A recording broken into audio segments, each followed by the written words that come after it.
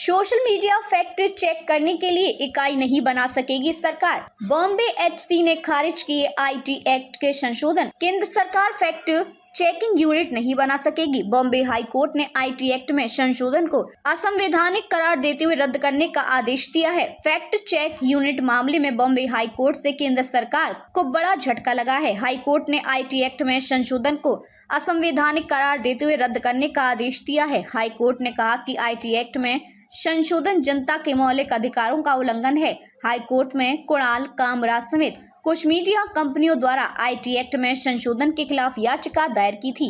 याचिका में IT act में प्रस्तावित संशोधन को असंवैधानिक घोषित करने और केंद्र सरकार को नए नियमों के तहत किसी भी व्यक्ति के खिलाफ कार्रवाई करने से रोकने का आदेश देने की मांग की गई थी। इस मामले में जस्टिस अतुल चंदोरकर ने कहा कि सूचना प्रौद्योगिकी संशोधन नियम 2023 जो केंद्र सरकार को ऑनलाइन फर्जी खबरों की पहचान करने के लिए फैक्ट चेक यूनिट बनाने का अधिकार देता है, संविधान के अनुच्छेद 14 और 19 के खिलाफ है। जस्टिस चंदोरकर ने कहा कि मैंने इस मामले पर विस्तार से विचार किया है।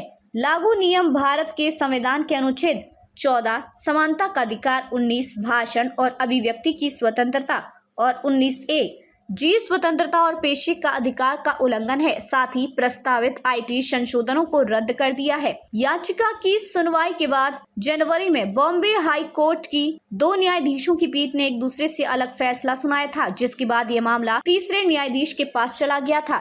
इसलिए मामले की दोबारा सुनवाई के लिए जस्टिस अतुल चंदोरकर की एकल पीठ को भेजा गया था। जस्टिस गौतम पटेल और जस्टिस नीला गोखले की खंडपीठ ने जनवरी में खंडित फैसला सुनाया था। जस्टिस पटेल ने नियमों को खारिज कर दिया था, जबकि जस्टिस गोखले ने उन्हें बरकरार रखा था। जस्टिस पटेल ने कहा था कि नियम सेंसरशिप समान है, लेकिन जस्टिस गोखले ने कहा था कि उनका फ्री स्पीच पर कोई डराने वाला प्रभाव नहीं है, जैसा तर्क दिया गया है। सुप्रीम कोर्ट ने केंद्र की आधिकारिक फैक्ट चेक यूनिट के ऑपरेशनल स्टेटस की घोषणा करने वाले नोटिफिकेशन पर मार्च में रोक लगा दी थी। सुप्रीम कोर्ट ने कहा था कि जब तक बॉम्बे हाई कोर्ट मामले की संवैधानिकता पर फैसला नहीं ले लेता है, तब तक केंद्र आगे नहीं बढ़ सकता। केंद्र सरकार ने 6 अप्रैल 2023 को सरकार से संबंधित नकली, झूठी या भ्रामक ऑनलाइन सामग्री की तथ्य जांच के लिए फैक्ट चेक यूनिट बनाने का फैसला लिया था, जिसके तहत एक्स, इंस्टाग्राम और फेसबुक जैसे सोशल मीडिया प्लेटफॉर्म को